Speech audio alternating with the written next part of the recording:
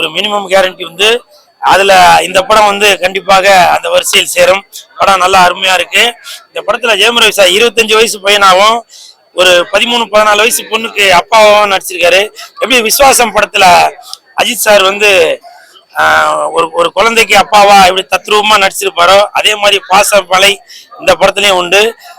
இந்த படத்தோட இயக்குனர் ஆண்டனி பாக்யராஜ் அப்படிதான் நினைக்கிறேன் பேர் போட்டுருந்துச்சு. அவருக்கு மனமார்ந்த வாழ்த்துக்கள். இதுல வசனம், நான் வந்து பணத்தை தோல் மேல தூக்கி போட்டுன்னு போறவன், பயத்தை பத்தி என்கிட்ட பேசாதீங்க அப்படின்ற வசனம்லாம் ரொம்ப அருமையா இருக்கு.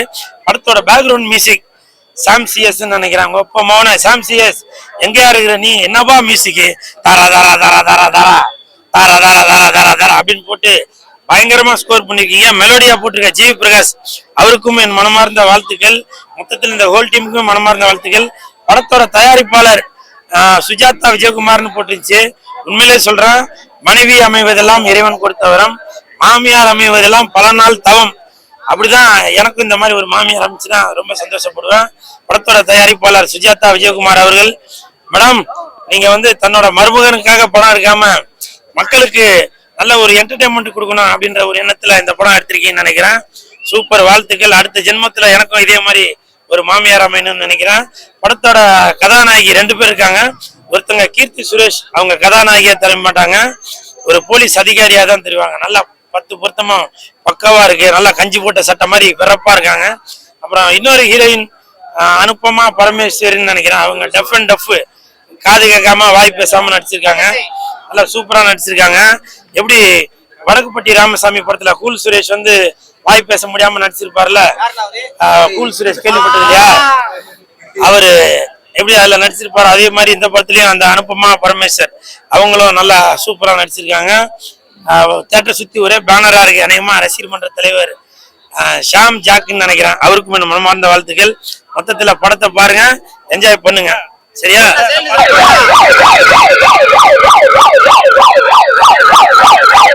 இறைவன் படம் பாத்தீங்களா? நல்லா இருந்துச்சா? நல்லா இல்ல, கரெக்டா, சத்தியமா நல்லா இல்ல. ஆனா இந்த அந்த அந்த படத்தை பார்த்து இந்த படம் பார்த்தா நல்லா இருக்கும்.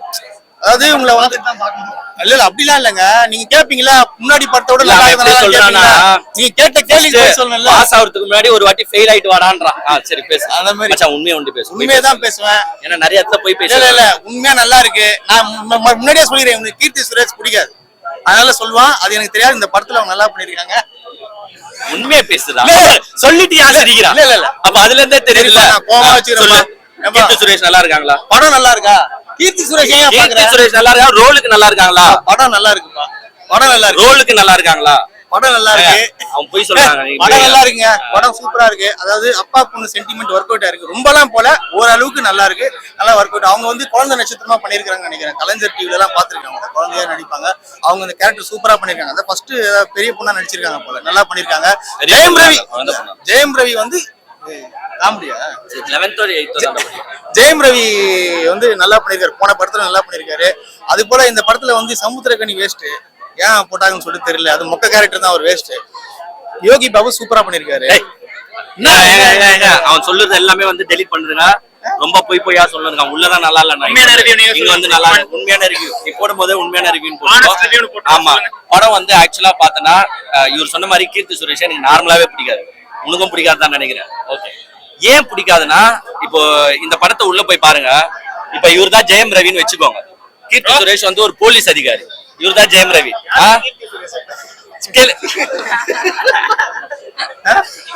அவர் ஜெயம் ரவி இவரா கீர்த்தி சுரேஷ் இவரான்னு கேக்குறாரு. ஏன்னா நீ தானே அவங்க ஃபேனு. இப்ப இவ்வளவு பெரிய ஜெயம் ரவிய ஒரு போலீஸ் அதிகாரி இப்படி பிடிச்சு நீ தாண்டா குற்றம் பண்ணிருக்கேன்னு இழுத்துன்னு போறாங்க. கீர்த்தி சுரேஷ் இந்த ரோல்ல இமேஜின் பண்ணி பாருங்க, சிரிப்பு வரும். ஏன்னா கீர்த்தி சுரேஷ் எதுக்கு செட் ஆவாங்கன்னா ஏர்டெல் சூப்பர் சிங்கர்ல உட்காந்து ஜட்மெண்ட் கொடுக்கலாம், அதுக்கு தான் செட் ஆவாங்க. நான் உன்ன அவங்க போலீஸ் ரோலுக்கு செட் ஆகலன்னு உன்ன ஏன் எந்த உமனும் போலீஸ் ஆக கூடாதான்லாம் நான் சொல்லல. கீர்த்தி சுரேஷ்க்கு மேப் ஆகல. ஏன்னா நீங்க உள்ள போய் பாருங்க, இப்போ ஒரு லேடியை வந்து நீங்க போலீஸ் ரோல்ல போறீங்கன்னு நினைச்சீங்கன்னா, அதுவும் ஹீரோயின், நீங்க என்ன நினைப்பீங்க? மேபி ஹீரோக்கும் ஹீரோயினுக்கும் லாஸ்ட்ல ஒரு ரொமான்டிக் ரோல்ல முடியும், இப்படிதான் நினைப்பீங்க. பட் அந்த ரோலும் கிடையாது. அந்த ரோலும் கிடையாதுன்ற பட்சத்துல கீர்த்தி சுரேஷ் அன்வான்டட்னு நான் நினைக்கிறேன். ஒரு ரக்கட் போலீஸ்மேன் யாரோ ஒருத்தருங்க ஒரு ரக்கடா ஒரு ஆளை போட்டு, சமுத்திரகானியே சும்மா தொட்டுக்கதான் வராரு, ஒரு நல்ல ரக்கட் போலீஸ்மேனை போட்டீங்கன்னா ஒர்க் அவுட் ஆயிருக்கும். இன்னொன்னு உள்ள புதுசா உங்களுக்கு கொலை பண்ணது எப்படின்னு சொல்லி காட்டுறாங்க. அது நல்லா இருக்கு அந்த கொலை பண்ணதுலாம். அது எப்படின்னா இப்போ நீங்க யாரை கொலை பண்ணணும்னு நினைக்கிறீங்களோ அவங்க முன்னாடி போய் நின்னுட்டு இந்த தகரம் இருக்குல்ல தகரம் அதை போட்டு டர்ரு டர்ரு டர்ரு டர்ருன்னு தேய்ச்சா காதுல இருந்தும் நீயே சொல்றல வடிவேல்கா இவர அந்த தகரத்தை எப்படி தேய்க்கணும் அவங்க சொல்லி தருவாங்க. உரலை எடுக்கவும், மூட்டை பூச்சை போடவும், அப்புறமா நச்சு நச்சு நச்சு என்று கொட்டவும், அப்படி இருக்கும்ல. அது மாதிரி இங்க என்ன சொல்றாங்கன்னா ஃபர்ஸ்ட் அவரை போய் கையையும் வாயையும் கட்டி போடவும். நீ யாரை கொலை பண்ணணும்னு நினைக்கிறியோ அவர் கைய வாயெல்லாம் கட்டி போட்டுடணும். கட்டி போட்டுட்டு நீ வந்து தொப்பர் இது மாதிரி ஒண்ணு தத்து காதுல வச்சுக்கணும். ஏன்னா நீ செத்து போக கூடாது. ஓகேவா? வச்சுட்டு என்ன பண்ணணும்னா அந்த தகரத்தை எடுத்து டைன் டைன் டைன் டைன் டைன் தேய்ச்சுன்னா அவரு காதுல இருந்தும் மூக்குல இருந்தும் ரத்தம் வந்து செத்து போயிடுவாராம். ஓகேவா? ஏன்டா எல்லாம் சிரிக்கிறீங்க? சிரிக்காதீங்க, அவங்க சீரியஸா சொல்லிட்டு இருக்காங்க. நானும் எவ்வளவு கஷ்டப்பட்டு தொண்டை தண்ணி எல்லாருமே. அதுவும் என்னன்னா அது என்ன மாதிரி சீன்னா ஒரு நம்மள அப்போதுல இருந்தே ஸ்டார்ட் பண்ணி எடுத்துட்டு போவாங்க. நாங்க ஒரு வித்தியாசமா கொலை பண்றோம் பாரு, யாருக்கும் தெரியாம கொலை பண்றோம் பாருன்னு கூட்டிட்டு போயிட்டு இந்த மாதிரி தகரத்தை தேய்ச்சா யாருன்னா நம்புவாங்க. ஒண்ணு. நம்பர் 2, இப்ப டெல்லியில வந்து ப்ரொடெஸ்ட் போயிட்டு இருக்கு தெரியும்ல, ஃபார்மர்ஸ் அகைன்ஸ்டா. அந்த ஃபார்மர்ஸை எப்படி கவர்மெண்ட் திரட்டுறாங்கன்னா அமெரிக்கால இருந்து ஸ்பீக்கர்ஸை இம்போர்ட் பண்ணிருக்காங்க. ஸ்பீக்கர்ஸை இம்போர்ட் பண்ணிட்டு அந்த ஸ்பீக்கர் சவுண்ட போட்டு ஃபார்மர்ஸ் எல்லாம் துரத்துறாங்க. அது எவ்வளவுனா கிட்டத்தட்ட 150 டெசிபல்ஸ் தான் மேக்ஸிமம் போகும். ஒரு உயிரை எடுக்கணும்னா 180 டெசிபல்ஸ் வேணும். இந்த 150 டெசிபல் போட்டு ஃபார்மர்ஸை வந்து வெளியில துரத்துறாங்க. மேபி அந்த கவர்மெண்ட்டுக்கு நம்ம டைரக்டர் முன்னாடியே தெரிஞ்சிருந்தா, இல்ல இந்த படம் ஏற்கனவே வந்திருந்தா, அந்த கவர்மெண்ட்டுக்கு அந்த ஸ்பீக்கர்ஸை இம்போர்ட் பண்ணாங்களா அந்த காசுலாம் சேவ் ஆகிருக்கும். நம்ம டைரக்டர் 4 தகரத்தை அவங்க கிட்ட வாங்கி கொடுத்துட்டு அவங்க போயிட்டு ஃபார்மர்ஸ் முன்னாடி டைன் டைன் டைன் தேய்ச்சி ஃபார்மர்ஸை ஓட விட்டுருக்காங்க. அந்த மாதிரி காமெடியா பண்ணி வச்சுட்டு இருக்காங்க. மற்றபடி இவர் சொன்னார்ல அப்பா பொண்ணு 15 வருஷமா உன் அப்பா நல்லவருமான்னு சொல்ல முடியாத உன்னால. இப்படி எல்லாம் நிறைய ஃபிளா இருக்கு. ஏங்க கீர்த்தி சுரேஷ் போட்ட உடனே படத்தை முடிச்சிட்டாங்க.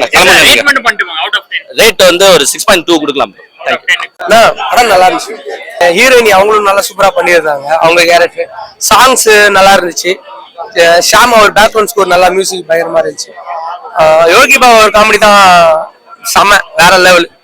அந்த ஒரு 2-3 பசங்க கேரக்டர் பண்ணியிருந்தாங்க. அவங்களும் என்ன இப்போதைக்கு ஜென்ரேஷன்ல என்னென்ன பண்ணும், பொண்ணுங்க அப்பா பொண்ணுக்காக என்ன செய்வாரு அது இந்த படத்துல செய்யறாரு.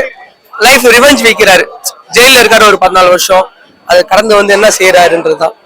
ஸ்டோரி எப்படி இருக்குங்க? நியூவா தான் இருக்கு, கதை புதுசா இருக்கு. கீர்த்தி சுரேஷ் நடிப்பு எப்படி இருக்கு? அவங்க நல்லா நடிச்சிருக்காங்க. போலீஸ் கெட்டப் நல்லா இருந்துச்சு. படம் ஃபுல்லாவே அவங்க யூனிஃபார்ம்ல இல்ல, அன்யூனிஃபார்ம்ல தான் இருக்காங்க. அதனால என்ன ஏன் அன்யூனிஃபார்ம்ல இருக்காங்கன்றதும் அதுவும் ஒரு ரிவீல் பண்ணுவாங்க படத்துல. சூப்பரா இருந்துச்சு. ரேட்டிங் எவ்வளவு கொடுப்பீங்க? நான் 5 தான் கொடுப்பேங்க.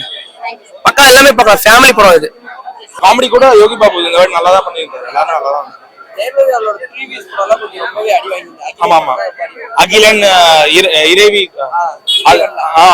அதெல்லாம் வந்து அதை விட எவ்வளவு பெட்டர். இதெல்லாம் ரொம்ப நல்லா இருக்கு. ஆக்சுவலி ஸ்டோரி வந்து காமன் தான், ஆனா வந்து ஸ்கிரீன் பிளே நல்லாவே இருந்தது. ஆமா ஆமா, எமோஷனலும் த்ரில்லரும் ரெண்டுமே மிக்ஸ் பண்ணி நல்லா பண்ணிட்டாங்க. கேட் அண்ட் மவுஸ் கேம், அந்த கேட் அண்ட் மவுஸ் மூவி தான். ரொம்ப ஒரு கேவலமான ஒரு மொக்க படம் உண்மையிலேயே. அதாவது நீங்க 120-130 ரூபாய் செலவு பண்ணி வரீங்க அப்படின்னாக்கா யோசிச்சு தான் வரணும் இந்த படத்துக்கு. அப்படியாப்பட்ட படம் தான் இது. ஆரம்பத்துல படம் பார்க்க உட்காரும் போது நான் எந்த எக்ஸ்பெக்டேஷன் இல்லை. ட்ரைலர்ல வந்து மொக்கையா இருக்கும், படம் உள்ள சூப்பரா இருக்கும். அதுக்கு ஒரே ஒரு எடுத்துக்காட்டு இது மாதிரி வடக்குப்பட்டு ராமசாமி அந்த படம் வந்து பாத்தீங்கன்னா ஒரு உதாரணம். அதனால வந்து ட்ரைலரை பார்த்து படத்தை டிசைட் பண்ணக்கூடாதுன்னு சொல்லிட்டு உள்ள வந்து உட்காந்து பாக்குறோம். ஆனா என்னன்னா வரும்போதே பாத்தீங்கன்னா தியேட்டரே காலியா இருந்தது. அப்பயே உஷாரா இருக்கணும் நம்ம. நிறைய ஷோ கேன்சல் ஆச்சு தியேட்டர்ல. அப்பயாவது உஷாரா இருக்கணும் நம்ம. அப்பயும் உஷாராகல. சரி ஏதாவது புதுசா இருக்கும் அப்படின்னு பார்த்தா ஆரம்பத்துல கொஞ்சம் இன்ட்ரெஸ்டா கொண்டு போறாங்க. நிறைய மர்டர் நடக்குது, ரொம்ப மிஸ்ட்ரியா இருக்கு, யார் பண்றான்னு தெரியாத மாதிரி இருக்கு, எதுக்காக பண்றான்னு தெரியாம இருக்குது. ஆனா தெரியும் ஹீரோ ரிவெஞ்ச் எடுக்கிறாரு, ஆனா ஏன் எடுக்கிறாரு, ஹீரோ பண்ண வேண்டியது மத்தவங்க எல்லாம் பண்றானுங்க அப்படின்றாங்க. அதே மாதிரி வந்து பாத்தீங்கன்னா சைக்கோபேத் மாதிரி ஒரு பேட்டர்ன் மர்டர் மாதிரி நடக்குது.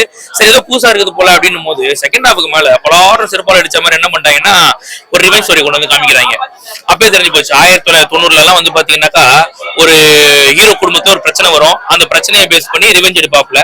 இப்ப என்ன பண்ணாங்கன்னா ரிவெஞ்ச் எடுத்துட்டு அதுக்கான பிளாஷ்பேக் அப்புறமா காட்டுறாங்க. அவ்வளவுதான், வேற ஒண்ணும் புதுசா ஒண்ணும் கிடையாது. வழக்கமான மசாலா தான், வேற ஒன்னும் சொல்லிக்கிறதுக்கு இல்ல. ஆறுதலான விஷயம் படத்துல என்ன அப்படின்னு பாத்தீங்கன்னா யோகி பாபு படத்துல மியூசிக், இது ரெண்டு தவிர ஆறுதலான விஷயம் எதுவும் கிடையாது. வரதுக்கு முன்னாடி யோசிச்சுட்டு தான் வரணும் இந்த படத்துக்கு. ரொம்ப தலைவலியா இருக்கு. லெவல்ல இருக்கு, வேற லெவல்ல இருக்கு படம். ஜெயம் ரவியோடைய ஃபர்ஸ்ட் எடுத்தோடனே பிளாஷ்பேக் சீன் தான் காமிச்சாங்க. என்ன வயசானது மொக்கையா இருக்கும், தூங்கிடலாம் அப்படின்னு நான் நினைச்சு உள்ள வந்தேன். ஆனா படம் வேற லெவல்ல இருக்கு. எல்லா படத்துலயும் ஒரு லவ் காமிப்பாங்க, ஏதாவது ஒரு மேட்ரரை காமிச்சிருவாங்க, முடிஞ்சிரும் படம். ஃபைட்னா ஃபைட்டை காமிப்பாங்க, அந்த மாதிரி முடிஞ்சிரும். ஆனா இது ஒரு ஃபேமிலியா எல்லாருமே வந்து உட்காந்து பார்க்கலாம். லவ் இருக்கு, மேரேஜ் இருக்கு, ஒரு அப்பா பொண்ணுக்கு பாசம்ங்கிறது எப்படி இருக்கு, எல்லாமே இருக்கு. ஹோல் பேக்கேஜ் வேற லெவல்ல இருக்கு. ஆக்சுவலி அவருடைய லாஸ்ட் ஃபர்ஸ்ட் படம் வந்து ஃபிளாப், அதையும் சேர்த்து இந்த படம் தின்றுச்சு அப்படின்னு தான் நான் சொல்ல முடியும். ஆக்சுவலி இந்த படம் வந்து 15 நாள் 14 நாள் கான்செப்ட்ல தான் எடுத்திருந்தாங்க. அந்த 14 நாள் யோகி பாபுவோடைய இது எவ்வளவு கொடுக்க முடியுமோ வேற லெவல்ல காமெடி எல்லாம் கொடுத்திருந்தாங்க. சூப்பரா இருந்துச்சு. கீர்த்தி சுரேஷ் மேம் பத்தி என்ன சொல்றது, ஆக்சுவலி நயன்தாரா மேமும் அளவுக்கு அவங்கள வந்து கம்பேர் பண்ற அளவுக்கு வேற லெவல்ல பண்ணிருக்காங்க. அறம்ல நயன்தாரா மேம் எப்படி பண்ணிருப்பாங்களோ அதை விட இதுல சூப்பரா பண்ணிருந்தாங்க. கீர்த்தி சுரேஷோட மேமோடைய இது வந்து வேற லெவல்ல இருக்கு. சில பேர் வந்து ஸ்டோரி நல்லா இல்ல மொக்க படம் சொல்றாங்க, அது எப்படி? அந்த 4 பேர் சொல்றாங்க, 10 பேர் சொல்றாங்கல்ல, அந்த 10 பேரை வந்து ஒரு ஷார்ட் பிலிம் எடுக்க சொன்னா அவங்களுக்கு எவ்வளவு கஷ்டம்ங்கிறது அப்பதான் உங்களுக்கு தெரியும். ஒரு படம் 2.5 மணி நேரத்தை நம்ம வந்து ஈஸியா சொல்லிட்டு போயிடலாம். அந்த படத்துக்கு அவன் எவ்வளவு வந்து எஃபர்ட் போட்டிருக்கான் அப்படின்னு அந்த டைரக்டருக்கு தான் தெரியும். அவன் ஈஸியா சொல்லிட்டு போயிடலாம். என்ன 180 ரூபாய் கொடுத்து டிக்கெட்ல சொல்லிட்டு போயிடலாம். 180 லட்சம் போட்டு பண்ற அவனுக்கு தான் அதோடைய இது தெரியும். ரேட்டிங் கொடுத்தா எவ்வளவு கொடுப்பீங்க? 10க்கு 9.5 கொடுப்பேன். வேற லெவல்ல இருந்துச்சு படம். தேங்க்யூ. படம் சூப்பரா இருக்கு. உண்மையா ஜெயம் ரவி சார் வந்து ஆக்டிங் சும்மா சொல்லக்கூடாது, வேற லெவல். எனக்கு என்னன்னா அவரு Lokesh sir, Karthik super sir அவர் மாதிரி அவங்க டைரக்ஷன்ல பண்ணணும்னு ரொம்ப நாளா சார். ஏன்னா புது டைரக்டர் நல்லா பண்ணிருக்காரு. ஆண்டனி ஆண்டனி பாக்கிராஜ் சூப்பரா பண்ணிருக்காரு. ஜெயம் ரவி சார் நியூ டைரக்டர்லாம் ரொம்ப வாய்ப்பு கொடுக்குறாரு, சூப்பரா பண்றாரு. ஏன்னா அவர் வந்து கதைக்கு ஏற்ற மாதிரி நடிக்கிறாரு. அது இப்ப இருக்க ஹீரோ வந்து நிறைய பேர் கதைக்கு ஏற்ற மாதிரி கொஞ்சம் பாதி பேர் நடிச்சாலும் அவங்க ஸ்டைல்ல அவங்க நடிக்கிறாங்க. ஆனா ஜெயம் ரவி எந்த டைரக்டர் வந்தாலும் அவங்க கூட அடாப்ட் ஆகி அந்த புது டைரக்டர் அந்த கதைக்கு ஏற்ற மாதிரி நல்லா பர்ஃபார்மன்ஸ் பண்றாரு. என்னோட ஆசை அவர் வந்து லோகேஷ் அவரோட டைரக்ஷன்ல கைதி மாதிரி ஒரு சப்ஜெக்ட் பண்ணோம். எனக்கு அது ரொம்ப ஆசையா இருக்கு. ஸ்டோரி எப்படி இருக்கு? ஸ்டோரி நல்லா தான் இருக்கு. ஏன்னா ரொம்ப டீட்டெயிலா காமிக்கலனாலும் ஓகே நல்லா இருக்கு. ரொம்ப போர் அடிக்குது அப்படின்னு சொல்ல முடியாது. பார்க்கலாம். யோகி பாபு காமெடி அங்கங்க ஒர்க் அவுட் ஆயிடுது. வழக்கம் போல ஒரு அந்த கதையோட ஒரு கவுண்டர் அடிப்பார்ல, அதெல்லாம் கரெக்டா இருக்கு. சூப்பரா இருக்கு. கீர்த்தி சுரேஷ் எப்படி சொல்லு? கீர்த்தி சுரேஷ் தான் போல்டா நடிச்சிருக்காங்க. போலீஸ் கேரக்டர், இன்ஸ்பெக்டர் கேரக்டர் போல்டா நடிச்சிருக்காங்க. அவங்களுக்கு என்ன ரோலோ அது பண்ணிருக்காங்க.